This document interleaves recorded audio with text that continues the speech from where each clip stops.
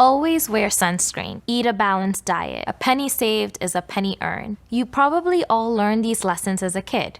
Maybe from your parents, or if you grew up in the 80s, from the public service announcements at the end of every episode of the G.I. Joe cartoons. But chances are, despite knowing this, you still stepped outside without putting on sunscreen, devoured an entire bag of chips in one go, or spent way more of your paycheck than you anticipated. So why is that?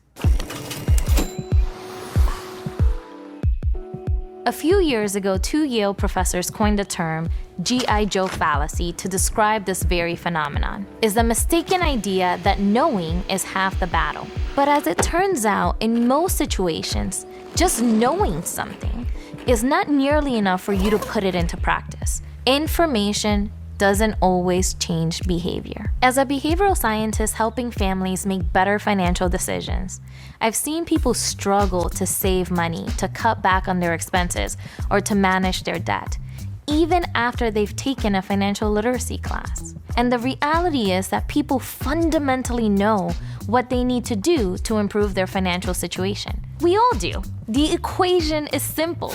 They need to save more and spend less. But the thing is, that's just really hard to do. It's easier said than done. And I've been in this boat as well. So for example, I had a magazine subscription that I knew I should just cancel. I never read the magazine, and every month, money was coming out of my checking account. And every time I reviewed my budget, I saw it.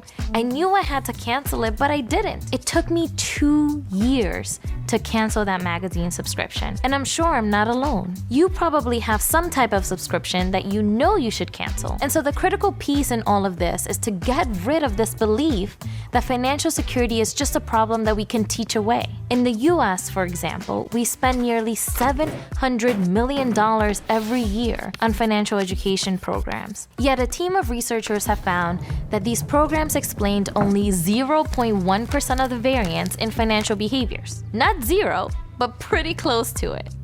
Meanwhile, 20 states mandate financial literacy classes in high school, but studies have found that unless these programs are well implemented, they are unlikely to have any effect on a student's future credit score or their likelihood to invest. A more significant predictor of how well you manage your finances is your general ability to do math.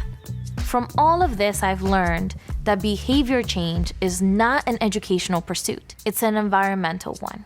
If you are struggling, it's not because there's something fundamentally wrong with you. It's most likely because there's something wrong with how your environment is set up. Look around you. The cues to spend money have gotten smarter, faster, and more efficient. Targeted ads are becoming more personalized, corporate content is becoming more engaging, and everything around you is focusing on spending. So let's change that. You can reshape your environment and how you interact with it, and I can guide you through it. Over the course of this series, I'll take you through a step-by-step look at how you can change your environment and regain control of your finances. At the end of every episode, I'll share practical tips based on research on how to spend less and save more. Today. Not tomorrow, but today. And your future self will thank you.